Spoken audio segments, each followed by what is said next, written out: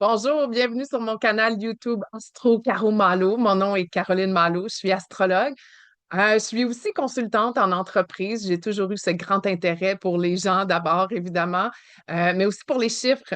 Donc, j'ai étudié en comptabilité finance, j'ai fait mon bonhomme de chemin. Puis aujourd'hui, quand je regarde ça, la créativité, mon intuition, les chiffres, et je mets tout ça ensemble, c'est tout indiqué pour être astrologue. Et l'astrologie est beaucoup du domaine de, on va dire aussi souvent de la Vierge, mais aussi du Verseau. Donc, de Uranus. Et aujourd'hui, lundi 7 juillet, c'est une grande journée dans cette année 2025 parce que toutes les planètes ont changé de signe et il ne restait que Uranus à changer de signe. Uranus, c'est la planète du chaos, celui qui nous fait bifurquer sur notre chemin, celui qui nous donne une petite tape là, sur la margoulette afin qu'on se réveille, qu'on s'éveille à soi. Uranus, ça lui prend 84 ans à faire le tour de la roue et il vient d'arriver aujourd'hui aux petites heures du matin, vers 3h40, euh, dans le signe du Gémeaux. Puis on va se le dire, Uranus en Gémeaux, il est pas mal plus content d'être là qu'il l'était en Taureau. Donc, Uranus est une planète évidemment qu'on ne voit pas, sauf petite exception pour les gens très initiés et avisés, peut être parfois visible, mais c'est très rare. Ça lui prend 84 ans faire le tour du Soleil, pendant que nous, ça nous en prend 1 an. Dans une vie là, d'un être humain qui, je me plais à dire, on s'est incarné ici, notre âme s'est incarnée pendant 100 ans, on devrait vivre un Uranus dans chacun des signes juste une fois. Peut-être un signe ou deux, quelques autres fois de plus, mais sans plus. Donc, Uranus arrive en Gémeaux. C'est la première fois qu'on le vit dans cette vie-ci.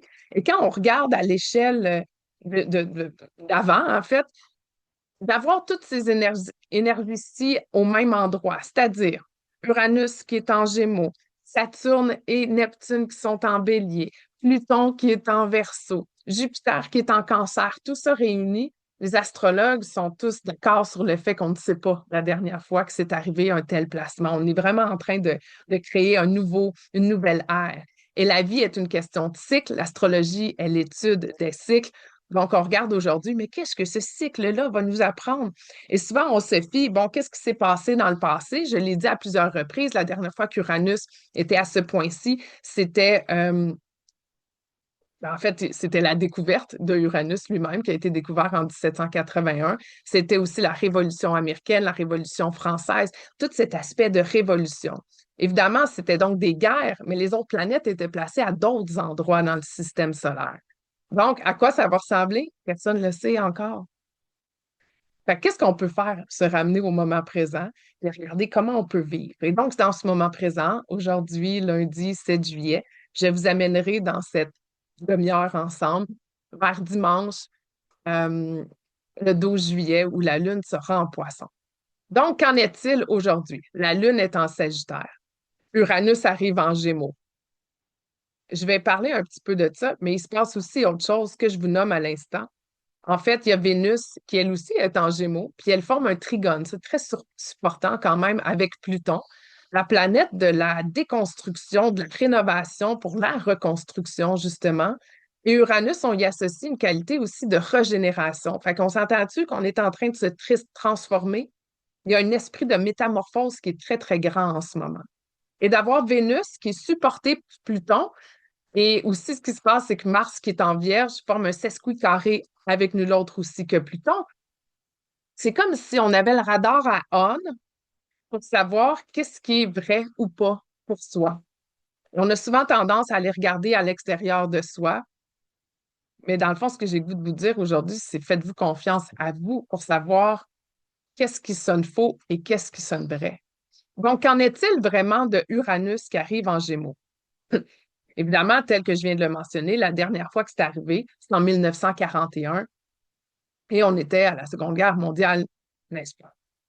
Uranus est responsable du chaos, du changement. Son but, c'est qu'on soit radicalement nous-mêmes. Et c'est pour ça qu'il nous offre des changements excessivement radicaux. Quand on fait notre travail sur nous-mêmes, là, puis on se regarde un petit peu le nombril pour faire de l'introspection, c'est généralement le changement est moins brutal. Parce qu'on le voit venir, en fait, on l'a même créé. On est responsable, après tout, de ce qui se passe là, dans notre vie. Mais quand on avance la vie comme ça, avec des œillères, et qu'il y a un changement qui nous arrive comme une claque, ça nous oblige à nous réveiller, à s'éveiller à qui nous sommes profondément. Pourquoi? Parce que Uranus, c'est la planète qui veut de la liberté. Elle veut qu'on se sente absolument libre. C'est la planète qui veut qu'on soit dans notre authenticité. Donc, si on est radicalement nous-mêmes, moi, j'aime appeler ça des bébites. Quand je travaillais dans le milieu corporatif, puis on faisait des rencontres, puis je voyais des gens qui cadraient pas dans l'ordre établi et qui amenaient une autre vibe, si on veut, ou une autre façon de voir les choses, une autre façon d'être, une autre façon de faire. J'aimais ça les appeler les bébites. C'était affectueux, bien sûr, là. En fait, j'étais toujours impressionnée, j'étais toujours attirée, fascinée par ces gens-là. Et là, j'ai le goût de dire, OK, le temps est venu pour qu'on soit notre propre bébite, qu'on soit radicalement nous-mêmes. Et ce mot-là, radical, je trouve qu'il était utilisé à toutes les sauces. Mais quand j'ai compris le pouvoir et la force de Uranus, qui est comme le tonnerre, qui est l'éclair, c'est un changement qu'on ne peut pas saisir, c'est insaisissable. Et si on regarde souvent ces bébites-là, elles sont souvent insaisissables. Elles marchent leur propre chemin. Leur propre chemin, il peut changer d'une minute à l'autre. Et on va le voir avec cette énergie, parce que ce que ça veut dire dans le monde, c'est qu'il va y avoir une euh, de très grandes découvertes en lien avec tout ce qui est électrique, électronique, électromagnétique. On va s'ouvrir à de nouvelles formes de communication, de connexion. Il va y avoir de très grandes innovations, de très grandes découvertes pour qu'on soit encore plus connectés l'un à l'autre.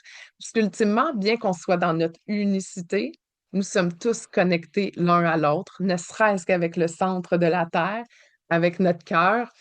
Et c'est de se rendre compte que c'est plus on est dans notre unicité, dans notre radicalement nous, qu'on offre tout ce qu'on a à offrir, tout notre côté divin qui s'inscrit dans l'humain et on vient l'offrir ici.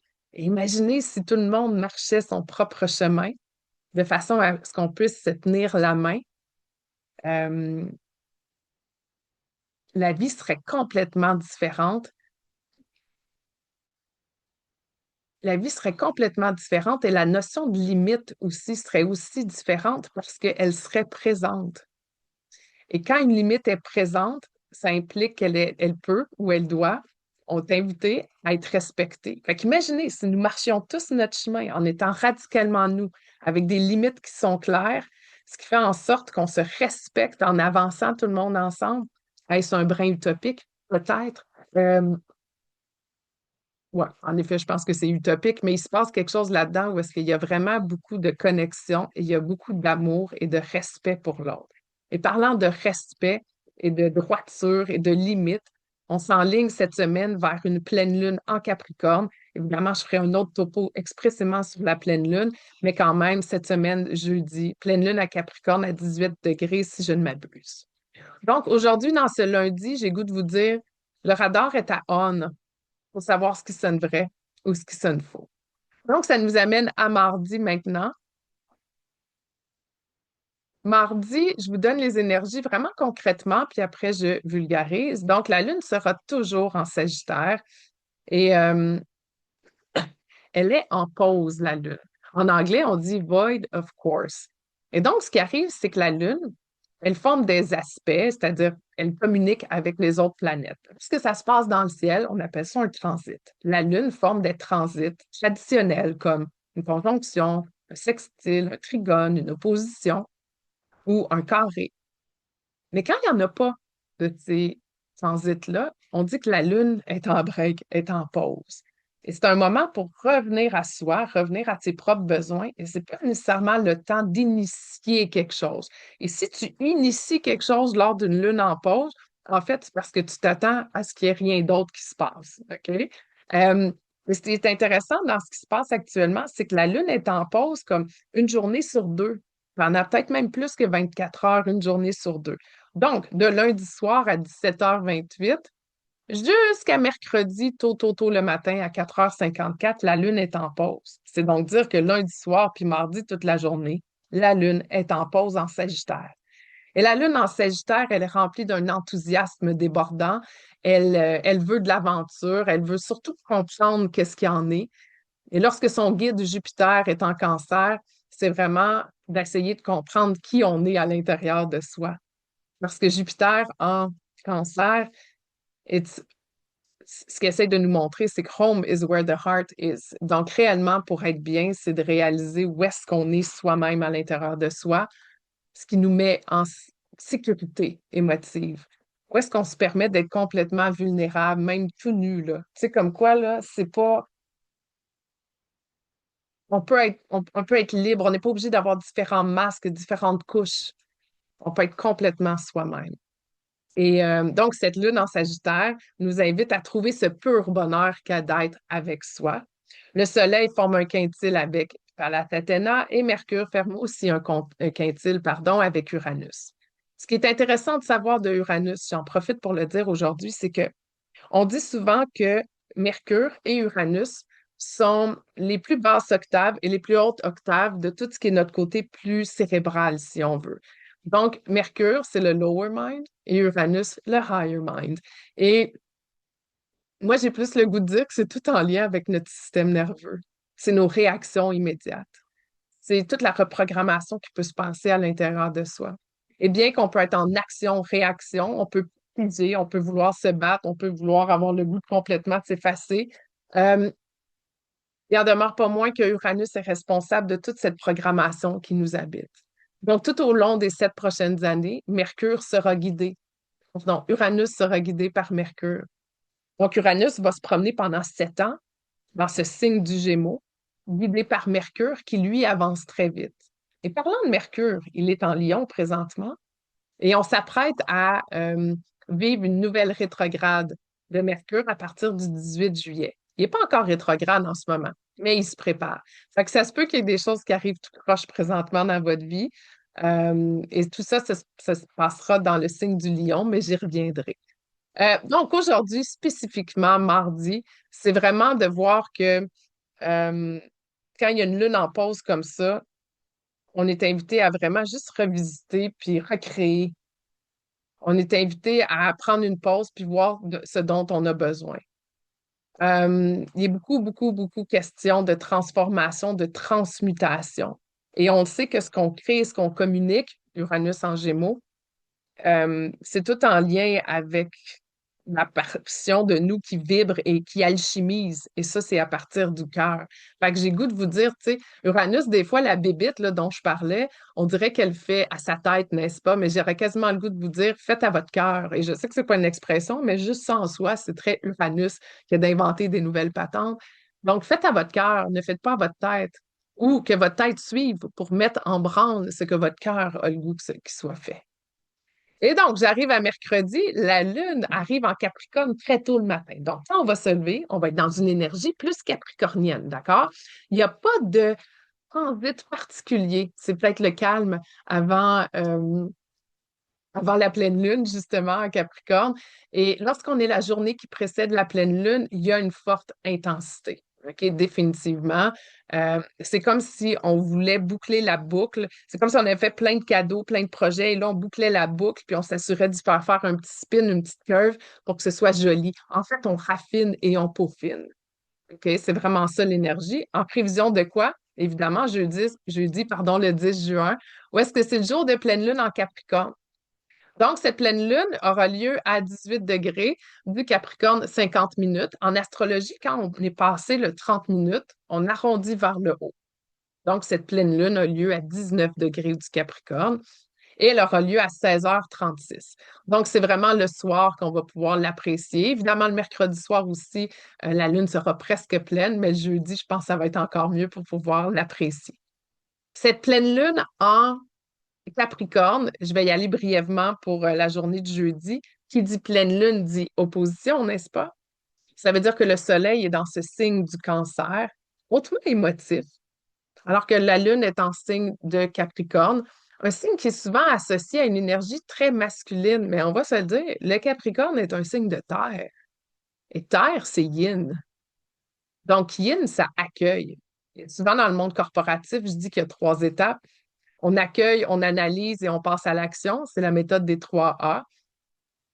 Méthode des 3 A, j'ai inventé ça, là. En tout cas, 3 A. Et pour que ça fonctionne, cette méthode-là, il faut un quatrième A qui est de affirmer, l'affirmation de soi. Et pour moi, cette pleine lune-ci, c'est une pleine lune où est-ce qu'on est dans l'accueil, la réalisation de notre propre autorité et notre propre maîtrise de soi. Et ça me fait penser au livre de Malcolm Gladwell, j'espère que je le dis bien, Outliers. Il parlait de succès.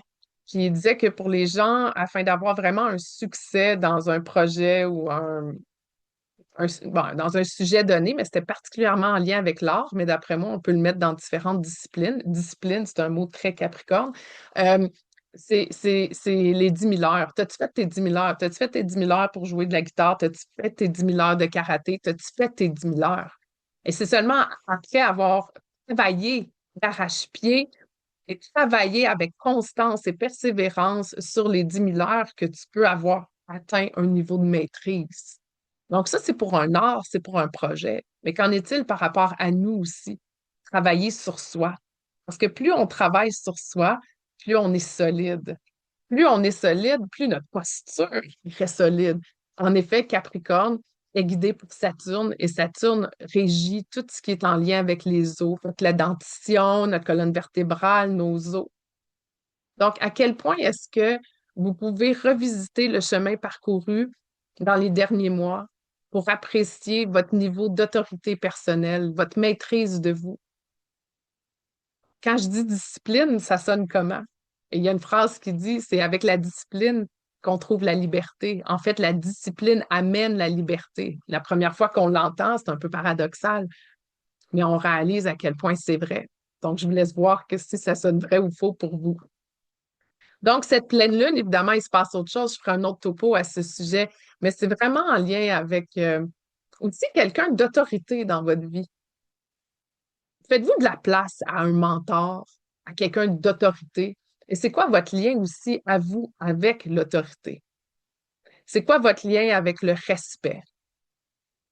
Il y a toutes les notions de contrôle, de hiérarchie à la verticale, de ce qu'on s'est fait enseigner, conditionner sur ce qu'était, pardon, euh, le respect, justement. Mais c'est quoi pour vous, en fait, le respect puis le respect de soi? Et c'est drôle parce que dans mes mandats en entreprise, on arrive souvent sur cette valeur du respect et je leur demande qu'est-ce que ça veut dire parce que pour un ou pour l'autre, ça veut carrément dire la même chose. Mais ce qui en ressort souvent, c'est une notion d'écoute. Et quand on regarde ce que le respect signifie dans le petit Robert ou le Larousse, il est question de considération. Donc, quand on regarde la considération, quand on regarde l'écoute, c'est vraiment très féminin. Donc, on se sort de tout ce qui est contrôlant pour en revenir à l'accueil de qui nous sommes et l'accueil de ce qui est. Voilà. Donc, on arrive à vendredi. Vendredi, il se passe plein de choses dans le ciel, mais c'est avec plein d'astéroïdes ainsi que des transits plus comment on les appelle, les mineurs, là, c'est-à-dire sont moins, c'est pas les traditionnels dont je vous ai parlé plus tôt, euh, mais ça veut pas dire qu'ils sont pas puissants. En fait, ils nous obligent beaucoup à une forme d'adaptation ce vendredi. OK? Donc, la Lune à 13h21 vendredi arrivera en Verseau. Et en Verseau, ça veut dire qu'elle est guidée par qui? Nul autre que Uranus qui vient d'arriver en Gémeaux. Il y aura donc un magnifique trigone de la Lune en Verseau avec son guide en Gémeaux. Et ça, c'est beaucoup d'air, c'est beaucoup de désir de faire autrement, de prendre les structures puis de les mettre à terre pour en rebâtir des nouveaux. Il y a beaucoup aussi, pardon, une grande énergie de faire ça pour ses beaux yeux, mais pour la collectivité. Je m'explique. Le soleil est en cancer. OK? Il y a quelque chose de très protecteur, très vulnérable, très spontané aussi, parce que très émotif et sensible. Et il forme un trigone au nœud nord. Et le nœud nord, c'est notre destinée. C'est où est-ce qu'on s'en va, tout le monde. C'est la destinée collective. Et en poisson, il est là à chaque 18,6 ans pour 1 an et demi. Et en poisson, c'est, hey, je vais laisser tomber ces façons de faire-là, ces façons de penser pour adopter un mode plus inclusif. Ça peut être aussi très évasif, euh, mais c'est surtout rempli d'espoir et rempli d'amour. Donc, le soleil est connecté avec ce grand désir de faire de quoi avec et grâce et pour la collectivité, pour le monde au complet. Donc, quand il y a cette énergie-là et en même temps la Lune en Verseau, qui elle aussi fait pour les communautés. Donc, on voit la distinction entre le groupe et la communauté, puis la collectivité qui est le tout, en fait. Fait qu'il y a une grande énergie en ce moment de détruire, ouais, détruire, de déconstruire tout ce qui est l'ordre établi présentement pour faire des affaires qui nous ressemblent à nous davantage. Et ça revient à mon point que je disais initialement dans la vidéo. Il y a un désir collectif vraiment de se prendre en main. C'est comme si on espérait davantage d'avoir des connexions qui sont significatives. Comme si la gang avec qui on se tenait allait changer parce qu'on a le goût de autre chose dans la vie. Quelque chose qui nous ressemble le plus. En même temps, Junon redevient direct. Junon est la déesse des partenariats. On l'associe beaucoup au mariage. Mais Junon est beaucoup plus riche, j'ai le goût de dire que ça. Elle est aussi très en lien avec notre propre souveraineté. Fait qu'il y a un désir de vivre sa passion, puis d'avoir des partenariats avec des gens avec qui on connecte profondément. C'est très, très présent dans l'énergie de vendredi. Samedi, évidemment, la Lune est toujours en Verseau et deviendra en pause à 15h43. Mercure forme un trigone, lui, avec Cérès. Donc, pour moi, samedi, c'est une lune en Verseau qui est guidée par Uranus encore, qui nous amène dans une énergie qui est inspirante puis qui est enivrante. C'est comme si on veut se nourrir d'une énergie qui nous fait du bien, qui nous permet d'apprendre. Parce que quand on apprend sur soi, c'est ça qui nous permet vraiment d'évoluer. On a le goût de voir grand, puis on a le goût de s'ouvrir à la surprise. Une chose que j'ai pas dite, que j'ai le goût de mentionner ici, c'est l'importance de la curiosité et de l'ouverture d'esprit. Parce que le Gémeaux, c'est ça. Le Gémeaux est curieux. Le signe du Gémeaux est le troisième signe du zodiaque. C'est le premier signe d'air du zodiaque. C'est le premier signe mutable du zodiaque. L'air, c'est entrer en contact avec les gens, parler, prendre. euh, c'est vraiment une question de jouer aussi. Il y a quelque chose de très ludique avec le Gémeaux et qui est guidé par Mercure, qui, lui, dans les mythes, était le seul qui avait le droit d'être le messager des dieux et donc d'aller dans toutes les énergies plus lugubres et plus ombragées et de remonter à la surface. C'était comme le grand patineur, le grand joueur de tour, Mercure. Et donc, il y a une incidence importante sur le Gémeaux. Et ce Gémeaux aussi, on lui associe souvent les Gémeaux, les jumeaux. Et j'en profite ici pour dire que lorsque vous regardez avec vos applications téléphone dans le ciel et vous voyez deux planètes, je veux dire, il y en a plein des planètes, pas des planètes, là, mais des étoiles deux à côté de l'autre, il y en a deux qui s'appellent Castor et Pollux. Elles ne sont pas dans la constellation du Gémeaux. Et donc, il y a une différence, j'en profite pour dire, entre les signes astrologiques et les constellations qu'on voit dans le ciel. Pourquoi? Grâce à la procession de la Terre qui, à chaque 72 ans, avance de 1 degré.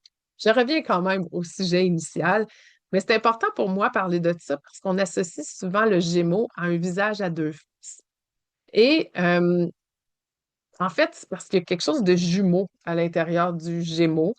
Et c'est comme on a diabolisé ce visage à deux faces pour dire, bon, c'est un two-face, tu sais. Bon. Mais c'est pas tant ça, c'est qu'à l'intérieur de soi, on est multifacette, on est multipotentiel, et c'est donc de s'ouvrir à soi, puis de reconnaître que ça se peut qu'un jour je file de même, puis que dans la même journée, je file autrement. C'est d'accepter qu'on est habité de tout ça au complet. C'est comme si, euh, ouais, c'est ça. Et donc d'être curieux envers soi-même et faire preuve d'ouverture d'esprit. Et quand je relis ça au travail que je fais avec le leadership et je regarde le leadership, deux ingrédients clés du leadership sont quoi? La curiosité et l'ouverture d'esprit. Donc, on est appelé vraiment là, dans ces prochains 7 ans-là à s'ouvrir aux autres, à accueillir ce qui est là, à être curieux, à poser des questions. C'est comme si on connecte avec les gens. Ramenons-nous sur le plancher des vaches. On s'en va sur une date ou on s'en va sur un 5 à 7 où on reçoit des amis à souper. On pose des questions jusqu'à un certain niveau parfois, n'est-ce pas? Il y a des choses qui ne sont pas de nos affaires, mais on pose des questions pour s'intéresser à l'autre. Comment est-ce qu'on fait pour apprendre quand on va à l'école? On pose des questions. Donc, c'est de revenir à cet état j'ai goût de dire naïf, mais c'est pas naïf, c'est cet état de nouveau commencement. S'imaginer qu'on a 5 ans puis qu'on rentre en première année, là. Tu sais, on a 5 ans, on a 6 ans l'été, on rentre en première année. Il y a cette excitation du nouveau. Donc, cet émerveillement, s'émerveiller à la nouveauté. Considérant que toutes les entreprises sont en gestion du changement présentement, c'est d'inviter les gens à s'ouvrir, comme quoi le nouveau peut être encore mieux. Et que même si on résiste à ce changement-là, il va être là pareil. Donc vraiment, là, tu sais, s'il y a des gestionnaires, leaders d'entreprise qui m'écoutent, c'est vraiment de mettre dans vos évaluations, moi j'aime bien dire dans vos évolutions annuelles, au lieu des évaluations, ça sonne assez plate, mais on est obligé de le faire pareil, là, je comprends. Mais dans les évolutions, de voir à quel point les gens font preuve de curiosité et d'ouverture d'esprit parce que c'est vraiment deux ingrédients importants pour la gestion du changement. Puis Uranus, il nous invite à le faire. Donc, on arrive à dimanche. Dimanche, la Lune, elle arrive en poisson, mais seulement à 19h44. Donc, toute la journée, on la passe quand même avec une énergie en verso. C'est aussi une journée super importante. On a une grosse semaine, là. On a commencé avec Uranus qui arrive en Gémeaux, avec une pleine lune en Capricorne, et on termine la semaine avec Saturne qui devient rétrograde. Donc oui, Saturne, au début, à la mi-juin, est arrivé en Bélier. Donc évidemment, il est encore en Bélier. Mais ce qu'il va faire, c'est qu'il va devenir rétrograde jusqu'au 29 novembre 2025. En devenant rétrograde, il va revenir sur ses pas. Et donc, les pas jusqu'au 6 avril dernier, où il était à 25 du poisson. Donc oui, on va revenir avec un Saturne dans quelques semaines qui va revisiter le poisson. OK? Donc, qu'est-ce que ça veut dire pour maintenant? C'est de revisiter nos structures à nous qui font du sens pour nous. Ça tombe bien, Mercure devient rétrograde dans quelques semaines, en fait dans une semaine, et, euh, et on va être tenu de revisiter, réévaluer, euh, tous les mots en reconsidérer. Fait que le timing est super bon, je dirais. Mais j'aurais le goût de dire comme qu'est-ce qui vous met et vous place dans une structure là, où vous avez vraiment l'impression d'avoir vos deux pattes, là, vos deux jambes dans vos baskets? Donc, on revisite ce qui s'est passé depuis le 6 avril, depuis les structures qu'on a érigées depuis ce temps-là, par rapport à notre propre autorité. Et ça peut être aussi par rapport à des projets bien précis qui requièrent de notre temps. Quoi, le temps? Puisqu'on est invité à prendre le temps de prendre le temps. Saturne qui rétrograde, Saturne, c'est Chronos en grec. Et donc, Saturne, c'est le temps. Et dans cette société de performance, où est-ce que tout doit aller vite, coupable ici, on est, puis je suis, on est tous invités à reprendre notre temps. Mais ça ne se reprend pas le temps. Fait qu'à revisiter les projets sur lesquels on a mis notre temps. Parce que ce sur quoi on focus prend encore plus de place. Donc, si vous focussez sur plein de places, vous n'êtes pas en train, justement, de focuser, vous êtes en train de vous éparpiller.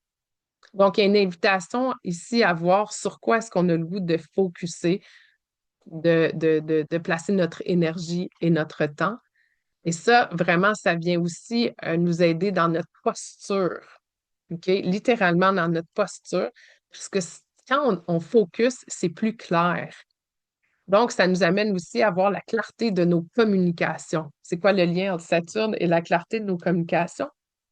Bien, en fait, c'est que Saturne il devient, pardon, rétrograde, mais qu'à travers tout ça, avec Uranus qui est en Gémeaux, signe des communications, de la transmission. À quel point est-ce que quand on est focus, qu'on est droit, que notre posture se tient, que nos deux pieds sont dans nos baskets, ça amène beaucoup de clarté.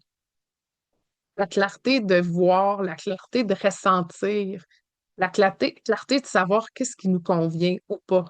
Nonobstant ce que nous avons appris dans la vie. Je vous le dis, on vient se reprogrammer pour se déprogrammer pour réapprendre qui on est. C'est fascinant. Alors voilà, il s'agit donc des énergies de la semaine. Euh, je vous invite aussi à commenter si ça vous tente sur ce post, sur cette vidéo. Je vous invite à vous abonner. Je vous invite à partager en grand nombre. Je vous invite à me poser des questions et ne pas hésiter à venir sur mon site web espaceathena.com. pour voir les différents services que j'offre. Et en ce moment, j'ai une promotion estivale. En fait, j'en ai deux. Les lectures de cartes à bon prix. Écrivez-moi sur mon adresse courriel ou ici, tout simplement. Et aussi, surtout, j'ai un programme d'accompagnement qui s'appelle Leader Athéna. Vous pouvez venir, je prends les inscriptions présentement pour ma salle d'attente, parce que je recommencerai une cohorte à l'automne prochain. Et je suis aussi en train d'offrir toute la portion contenu, c'est-à-dire comment lire sa carte du ciel, c'est quoi les différentes planètes, qu'est-ce que ça veut dire dans ma carte. Comment est-ce que je peux l'intégrer avec multiples questions pour voir comment est-ce que ça résonne en moi? Ben ça vaut 997 et je vous l'offre à 197. Donc, je vous mets le lien ici sous cette vidéo. Je vous souhaite une magnifique semaine. À bientôt!